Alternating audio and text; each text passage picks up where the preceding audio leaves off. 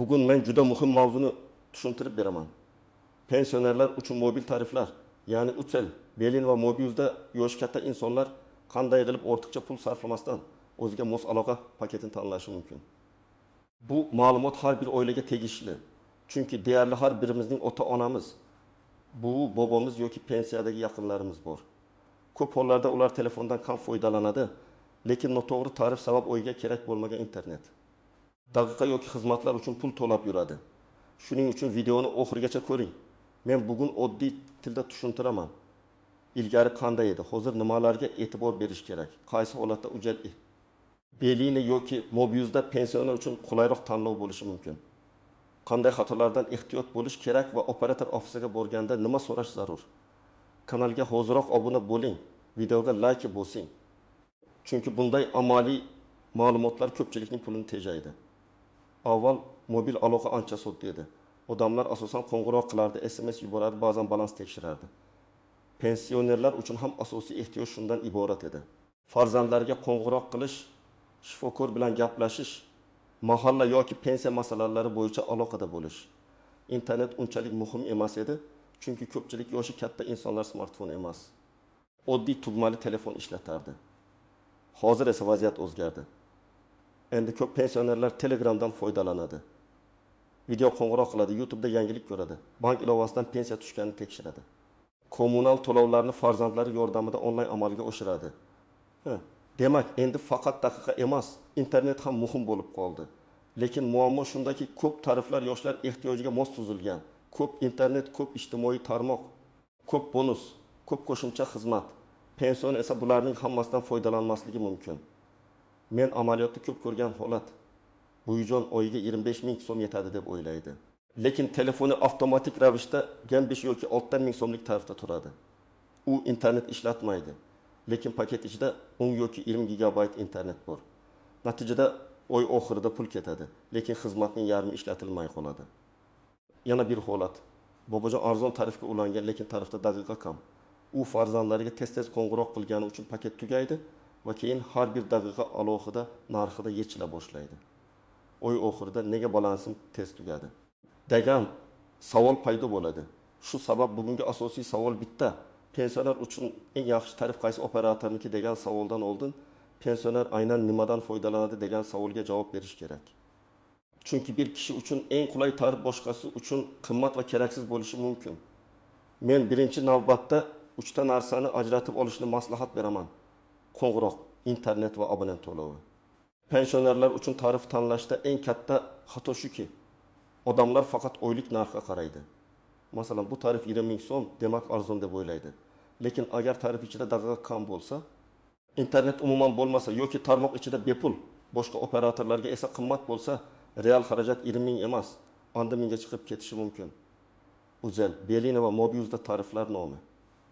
Narx va shartlar vaqti bilan o'zgaradi. Men bu yerda eng muhim tamoyilni aytaman. Operatorning rasmiy ilovasi, sayti yoki ofisda aynan pensionerlar uchun chegirma, ijtimoiy tarif. Yengil abonent to'lovi yoki maxsus paket bor yo'qligini tekshirish kerak. Ba'zan bunday tariflar ommaviy reklamada ko'rinmaydi, lekin operator ofisida yoki kol markazida aytiladi. Ba'zan esa tarif pensionerlar uchun deb nomlanmagan bo'ladi, lekin narxi va tarkibi pensioner uchun juda mos keladi. Misol uchun bir pensioner opa telefondan faqat qo'ng'iroq uchun foydalanadi. U haftasiga 3-4 marta farzandlariga qo'ng'iroq qiladi, har safar 5-10 daqiqa gaplashadi. Oyga taxminan 1,2 daqiqa yetadi. Bunday inson uchun katta internetli qimmat tarif kerak emas. Unga ichida yetarli daqiqa bo'lgan. Oylik abonent to'lovi past tarif kerak. Agar u faqat bitta operator ichida gaplashsa, masalan, oila a'zolari ham Ucell'da bo'lsa, Ucell tarmog'i ichidagi daqiqalar foydali bo'lishi mumkin. Agar farzandlarning biri Belin, biri Mobius, biri boshqa operatorda bo'lsa, unda barcha yo'nalishlarga daqiqa beradigan tarif afzal. Ikkinchi misol, bobojon smartfon ishlatadi. Telegramda ovozli xabar yuboradi. Nabiralari bilan video ko'radi, lekin ko'p internet sarflamaydi. Uning oyiga 2-5 gigabayt interneti yetishi mumkin. Bunday holatda juda katta internet paketiga pul to'lash shart emas. Ammo internet umuman bo'lmagan tarif ham noqulay. Chunki har safar mobil internet yo'qilganda balansdan alohida pul ketishi mumkin. Demak, oz miqdorda internet ozgina daqiqa va past abonent to'lovi bo'lgan tarif kerak. Uchinchi misol, pensioner kishi YouTube'da ko'p video ko'radi, Telegramda guruhlarda faol videolar yuboradi, ba'zan video qo'ng'iroq qiladi. Bunday foydalanuvchiga iga 2 gigabayt yetmaydi. U oyga 10 gigabayt yoki undan ko'proq internet ishlatishi mumkin. Agar u arzon tarifga ulanib, internet tugagandan keyin qo'shimcha paket sotib olsa, yakunda qimmat tarifdan ham ko'proq pul ketadi. Demak, bu holatda biroz qimmatroq, lekin interneti yetarli tarif foydaliroq bo'lishi mumkin. Eng avvalo, balans tez tugayotgan pensionerlar xavotir olish kerak. Agar odam men ko'p gaplashmayman, lekin pulim baribir tez ketadi desa, demak tarif va qo'shimcha xizmatlarni tekshirish kerak. Balansdan pul ketishiga faqat qo'ng'iroq sabab bo'lmaydi. Internet yo'qilgan bo'lishi mumkin, obuna xizmatlari ulangan bo'lishi mumkin. Tarif muddati tugab, xizmatlar paketdan tashqari narxda hisoblanayotgan bo'lishi mumkin. Ikkinchi guruh, eski tarifda yurganlar.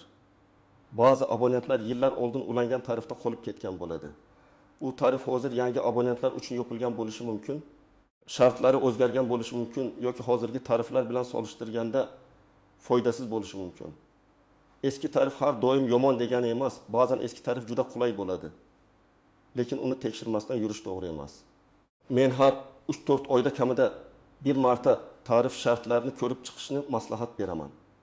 Uchinchi guruh, farzandlari boshqa shaharda yoki boshqa davlatda yashaydigan pensionerlar. Agar xalqaro qo'ng'iroqlar kerak bo'lsa, oddiy tarif yetmasligi mumkin. Telegram yoki WhatsApp orqali gaplashilsa, internet muhim bo'ladi. Agar oddiy xalqaro qo'ng'iroq qilinsa, har daqiqasi qimmat bo'lishi mumkin. Bunday holatda alohida xalqaro paketlar, internet paketlari yoki Wi-Fi dan foydalanish bo'yicha aniq reja bo'lishi kerak. 4-guruh, bank SMS xabarnomalari, kommunal to'lovlar, davlat xizmatlari bilan bog'liq xabarlarni oladiganlar. Bu yerda SMS ham ahamiyatli. Ko'pchilik SMS kerak emas deb o'ylaydi, lekin pensionerlar uchun bankdan keladigan xabarlar muhim bo'lishi mumkin. Agar raqam doim faol bo'lmasa, balans nolga tushib qolsa yoki SIM karta uzoq vaqt ishlatilmasa, muhim xabarlar kelmay qolishi mumkin. Agar pensionerning telefoni asosan uyda turadigan bo'lsa, u faqat kiruvchi qo'ng'iroqlarni qabul qilsa, internet ishlatmasa va balansdan pul ketmayotgan bo'lsa, shoshilinch ravishda tarif almashtirish shart emas. Lekin baribir tarif nomini, abonent to'lovi bor yo'qligini, SIM karta faol qolishi uchun qanday shartlar borligini bilib qo'yish kerak. Agar oilada hamma bir operator ichida bo'lsa va pensioner ham shu operator ichida arzon gaplashayotgan bo'lsa, hozirgi tarif yetarli bo'lishi mumkin.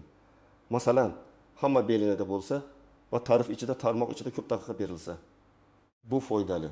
Yoki hamma Mobiuzda bo'lsa, tarmoq ichidagi paketlar yaxshi ishlashi mumkin. Lekin bitta narsani unutmaslik kerak. Bugun hamma bir operator ichida bo'lishi mumkin. Ertaga farzandlardan biri boshqa operatorga o'tadi. Shunda xarajat o'zgaradi. Bu yerda pensioner uchun tarif tanlayotganda men avvalo qamrovga qarayman. Ya'ni uyda, hovlida, qishloqda yoki ko'p boriladigan joyda uzel yaxshi tutadimi? Arzon tarifning foydasi yo'q. Agar telefon doim set yo'q deb tursa, keyin ichki daqiqalar va barcha yo'nalishlarga daqiqalarni solishtiraman. Agar pensionerning yaqinlari asosan uzelda bo'lsa, tarmoq ichidagi imtiyozlar foydali bo'ladi. Agar u turli operatorlarga qo'ng'iroq qilsa, barcha operatorlarga berilgan daqiqalar muhimroq. Belinida ham xuddi shunday yondashuv kerak. Belin ko'p hududlarda keng ishlatiladi. Shuning uchun oila a'zolari orasida belina abonentlari ko'p bo'lishi mumkin. Lekin tarifni tanlayotganda reklamadagi katta internet yoki bonuslarga aldanmaslik kerak. Pensionerga haqiqatan kerak bo'lgan hajmni hisoblash kerak. Agar oyga 3 gigabayt ishlatsa, 30 gigabaytli tarif uchun pul to'lash mantiqsiz. Ammo u har kuni video ko'rsa, arzon va kichik paketli tarif yetmaydi. Mobiuzda esa ko'p hollarda narx va paket muvozanatiga e'tibor berish kerak. Ayrim foydalanuvchilar uchun Mobiuz qulay bo'lishi mumkin. Ayniqsa oila a'zolari ham shu operator bo'lsa yoki yashash joyida tarmoq yaxshi ishlasa. Lekin men har doim birinchi savolni beraman. Siz yashaydigan joyda Mobiuz interneti va qo'ng'irog'i barqarormi? Agar barqaror bo'lsa, keyin tarif shartlarini solishtirish mumkin. Bu 3 operator bo'yicha eng to'g'ri maslahat shuki, faqat nomga qarab tanlamang. Pensioner uchun tarif degan ibora chiroyli eshitilishi mumkin, lekin real shartlar muhim. Necha daqiqa beriladi? Internet qancha? Abonent to'lovi qachon yechiladi? Paket tugasa narx qanday bo'ladi? Tarifga o'tish pullikmi? Qo'shimcha xizmatlar avtomatik ulanadimi? Mana shu savollarga javob topmasdan tarif almashtirmang. Birinchi muhim nuans abonent to'lovi va paket muddati. Ko'p tariflarda abonent to'lovi har 30 kunda yechiladi. Agar balansda yetarli pul bo'lmasa, paket to'liq yo'qolmaydi yoki xizmatlar boshqa narxda hisoblanadi. Pensionerlar ko'pincha men oy boshida pul solaman deb yuradi. Lekin tarifning yechilish kuni oy boshiga to'g'ri kelmasligi mumkin. Masalan, tarif 2 sanada ulangan bo'lsa, keyingi to'lov ham 7 sanada yechilishi mumkin. Agar 7 sanada balansda pul bo'lmasa, tarif ishlamay qoladi va keyingi qo'ng'iroqlar qimmatga tushadi. Ikkinchi nuans internet tugagandan keyingi narx. Bu juda xavfli joy. Odam internet paketim bor deb o'ylaydi, aslida paket tugagan bo'ladi. Keyin har megabayt uchun alohida pul yechiladi yoki avtomatik qo'shimcha paket ulanadi. Pensioner buni sezmaydi, chunki unga faqat balans kamayibdi degan natija ko'rinadi. Shuning uchun telefonida internet limitini nazorat qilish kerak. Smartfonda mobil internet sarfini ko'rsatadigan bo'lim bor. Operator ilovasida ham qoldiq megabaytni ko'rish mumkin. Uchinchi nuans pullik obunalar. Ba'zan musiqa, yangilik, ob-havo, tanishuv, viktorina yoki boshqa kontent xizmatlari ulangan bo'ladi. Pensioner bu xizmatni o'zi ataylab ulamagan bo'lishi ham mumkin, lekin biror SMS ga javob bergan. Reklama havolasini bosgan yoki eski xizmat avtomatik qolgan bo'lishi mumkin. Bunday obunalar kuniga 500 so'm, 1000 so'm yoki undan ko'proq yechishi mumkin. Bir oyda bu 25-30 ming so'm degani. Shuning uchun operatorga qo'ng'iroq qilib, raqamimda barcha pullik obunalarni tekshirib bering va kerak bo'lmaganlarni o'chirib bering deyish kerak. 4-nuans tarif ichidagi daqiqalar qaysi yo'nalishga berilganini tushunish. Ba'zi paketlar faqat tarmoq ichida qulay. Masalan, Uzeldan Uzelga, Belinedan Belinaga yoki Mobiuzdan Mobiuzga gaplashish arzon bo'lishi mumkin. Lekin boshqa operatorga qo'ng'iroq qilsangiz alohida narx ketadi. Pensioner esa farqini bilmasligi mumkin. U faqat menda daqiqa bor deb o'ylaydi. Aslida bu daqiqalar hamma yo'nalishga emas, faqat ayrim yo'nalishga tegishli bo'lishi mumkin. 5-nuans sim karta kimning nomida? Juda ko'p oilalarda pensioner ishlatayotgan raqam farzandining, qarindoshining yoki allaqachon aloqasi uzilgan odamning nomida bo'ladi. Bu katta muammo tug'dirishi mumkin. Tarif o'zgartirish, sim kartani tiklash, yo'qolgan telefon sabab raqamini qayta chiqarish yoki muhim xizmatlarni ulash uchun pasport egasi kerak bo'ladi. Shuning uchun imkon bo'lsa, pensioner ishlatayotgan raqam o'zining nomida bo'lgani yaxshi. 6-nuans 2G, 3G, 4G va telefon mosligi. Ba'zi pensionerlar oddiy tugmali telefon ishlatadi. Bunday telefonda internet paketi deyarli kerak emas. Ba'zilari eski smartfon ishlatadi. Lekin telefon 4G ni yaxshi ushlamasligi mumkin. Tarifda katta internet bo'lsa ham, telefon yoki hudud sabab internet sekin bo'lsa, foydasi kamayadi. Demak, tarif tanlashda faqat operator emas, telefonning o'zi ham hisobga olinadi. Endi aniq nima qilish kerakligini bosqichma-bosqich aytaman. Birinchi qadam, oxirgi bir oyda telefon qanday ishlatilganini aniqlang. Pensionerdan so'rang, kimlarga ko'p qo'ng'iroq qilasiz, qancha gaplashasiz, Telegram ishlatasizmi? Video ko'rasizmi? Internet kerakmi? SMS olasizmi? Bu savollar oddiy ko'rinadi, lekin tarif tanlashning asosi shu. Ikkinchi qadam, hozirgi tarif nomini bilib oling. Buni operator ilovasidan ko'rish mumkin. Ujel, Belin va Mobiuzning rasmiy ilovalari bor. Agar ilova ishlatish qiyin bo'lsa, operator kol markaziga qo'ng'iroq qiling yoki eng yaqin ofisga boring. Raqamdagi tarif nomini, abonent to'lovini, qoldiq daqiqa va internetni, pullik xizmatlar ro'yxatini aytib bering deb so'rang. 3-qadam, pullik obunalarni tekshiring. Bu majburiy. Men buni har bir pensioner raqamida tekshirishni maslahat beraman. Gal markazga shunday deyish kerak. Mening raqamimda pullik kontent xizmatlari, obunalar, reklama xizmatlari, avtomatik yangilanadigan paketlar bormi? Bo'lsa barchasini ayting. Kerak bo'lmaganlarni o'chirib bering. Agar operator xodimi hammasini o'chirdik desa, keyin SMS tasdiq kelgan-kelmaganini ko'ring. 4-qadam, oiladagi operatorlarni solishtiring. Pensioner asosan kimlarga qo'ng'iroq qiladi? Agar bakamov foiz qo'ng'iroq bitta operator ichida bo'lsa, shu operator ichidagi imtiyozli tarif foydali bo'lishi mumkin. Agar qo'ng'iroqlar har xil operatorlarga bo'lsa, barcha yo'nalishlarga daqiqa beradigan tarif kerak. 5-qadam, internet ehtiyojini hisoblang. Agar pensioner faqat Telegramda yozishsa, oyiga indi 3 gigabayt yetishi mumkin. Agar rasm, ovozli xabar, video yuborsa, 308 gigabayt kerak bo'lishi mumkin. Agar YouTube ko'rsa yoki video qo'ng'iroq ko'p qilsa, 10 gigabaytdan ko'proq kerak bo'lishi mumkin. Bu taxminiy raqamlar, lekin tanlov qilishga yordam beradi. 6-qadam, operator ofisiga borganda hujjatlarni tayyorlang. Agar raqam pensionerning nomida bo'lsa, pasport yoki ID karta kerak bo'ladi. Agar pensionerlik bo'yicha maxsus tarif yoki chegirma so'ralayotgan bo'lsa, pensiya guvohnomasi yoki pensiya olishni tasdiqlovchi hujjat so'ralishi mumkin. Har bir operatorning talabi farq qilishi mumkin. Shuning uchun oldindan kal markazdan so'rab olish yaxshi. Agar raqam boshqa odam nomida bo'lsa, raqam egasi ham bo'lishi kerak bo'lishi mumkin. 7-qadam. Ofisda aniq savollar bering. Shunday deb so'rang. Pensionerlar uchun aloda tarif yoki chegirma bormi? Eng arzon oylik abonent to'lovi tarif qaysi? Barcha operatorlarga daqiqa beradigan tarif bormi? Internetda ham. Lekin daqiqasi yetarli tarif bormi? Tarif tugaganda yoki balans yetmasa narx qanday hisoblanadi? Pullik xizmatlar avtomatik ulanmaydimi? Bu savollarni bermasangiz, sizga umumiy reklamadagi tarif aytilishi mumkin. 8-qadam. Tarifni almashtirgandan keyin birinchi oy kuzating. Bu juda muhim. Tarifni almashtirdim, endi hammasi bo'ldi deb qo'ymang. Birinchi oyda balans qanday kamaymoqda? Daqiqa yetyaptimi? Internet yetyaptimi? Qo'shimcha pul yechilyaptimi? Shularni tekshiring. Agar paket oy o'rtasida tugasa, tarif kichik.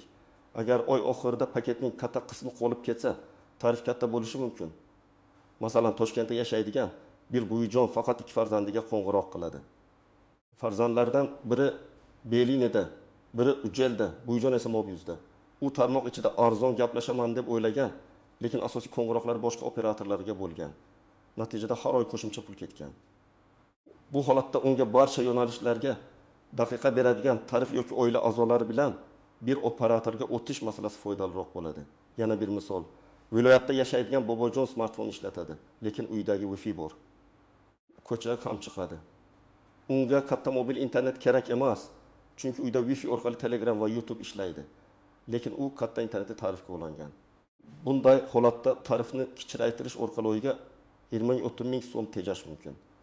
Bir yilda bu 236 ming so'm degani. Pensioner uchun bu juda sezilarli pul. 3-misol pensiyadagi opa bozorda savdo qiladi. Farzandlari va mijozlari bilan tez-tez gaplashadi, Telegram orqali rasm yuboradi. U oddiy eng arzon tarifga ulangan, lekin har hafta qo'shimcha internet paketi oladi, daqiqasi tugagach balansdan pul ketadi. Oy oxirida umumiy xarajat 7 ming so'mga chiqadi. Agar u boshidan 6 ming so'mlik ichida yetarli daqiqa va internet bo'lgan tarif tanlaganida kamroq pul sarflashi mumkin edi. Demak, eng arzon tarif har doim eng tejamkor tarif emas. 4-misol, bobojonning raqami o'g'lining nomida, telefon yo'qoladi. Bobojon operator ofisiga boradi, lekin sim kartani tiklay olmaydi, chunki raqam egasi o'g'li. O'g'li boshqa shaharda. Natijada bank SMS'lari, qarindoshlar bilan aloqa, muhim qo'ng'iroqlar muammoga aylanadi. Shuning uchun yoshi katta inson doim ishlatadigan raqam imkon qadar o'z nomida bo'lishi kerak. Yana bir muhim misol. Pensioner opa telefonda internetni o'chirishni bilmaydi. Telefon doim mobil internetda turadi. Ilovalar esa fonda yangilanadi. U Telegramdan kam foydalanadi, lekin internet sarfi ko'p chiqadi. Sababi YouTube emas, balki avtomatik yangilanishlar, rasmlar, videolar, ilova bildirishnomalari. Bunday holatda tarifdan tashqari telefon sozlamalarini ham to'g'rilash kerak. Avtomatik yangilanishni faqat Wi-Fi da qilish, keraksiz ilovalarni o'chirish, mobil internet sarfiga limit qo'yish kerak. Men pensionerlar va ularning farzandlariga bitta oddiy qo'yda aytaman. Tarifni odamning real hayotiga moslang. Reklama chiroyli bo'lishi mumkin, operator nomi mashhur bo'lishi mumkin, paket katta ko'rinishi mumkin. Lekin real ehtiyoj boshqa bo'lsa, pul bekorga ketadi. Agar pensioner ko'proq qo'ng'iroq qilsa, daqiqaga e'tibor bering. Agar Telegram video qo'ng'iroq YouTube ishlatsa, internetga e'tibor bering. Agar telefon faqat kiruvchi qo'ng'iroq uchun bo'lsa, minimal xarajatli variantni qidiring. Agar balans tez tugasa, birinchi navbatda pullik obunalarni tekshiring. Agar raqam boshqa odam nomida bo'lsa, hujjat masalasini hal qiling. Ujel. Belini va Mobiuz orasida tanlov qilayotganda men 3 ta mezonni birinchi o'ringa qo'yaman. Yashash joyidagi aloqa sifati, oila a'zolari qaysi operatorda ekani, tarif ichidagi real paketlar. Shundan keyin narxga qarayman, chunki arzon. Lekin yomon tutadigan yoki kerakli yo'nalishlarga daqiqasi yo'q tarif foyda bermaydi. Bugungi mavzuning mohiyati shuki, pensionerlar uchun mobil tarif tanlashda shoshilmaslik kerak. avval hozirgi xarajatni tekshiramiz, keyin qo'ng'iroq va internet ehtiyojini hisoblaymiz. Undan keyin Ucell, Belin va Mobius'dagi MOS variantlarini solishtiramiz. Eng muhim ishlar: pullik obunalarni o'chirish, paket tugagandan keyingi narxini bilish, raqam kimning nomida ekanini tekshirish va operator ofisida aniq savollar berish. Sizning oilangizda pensionerlar qaysi operatordan foydalanadi? Ucell, Belin yoki Mobius? Balans test tugashi, keraksiz obunalar yoki tarif almashtirish bilan bog'liq muammo bo'lganmi? Fikringizni izohlarda yozing. Boshqalarga ham foydasi tegadi. Videoga like bosing, kanalga obuna bo'ling. Chunki men bunday amaliy va pul tejaydigan mavzularni yana davom ettiraman.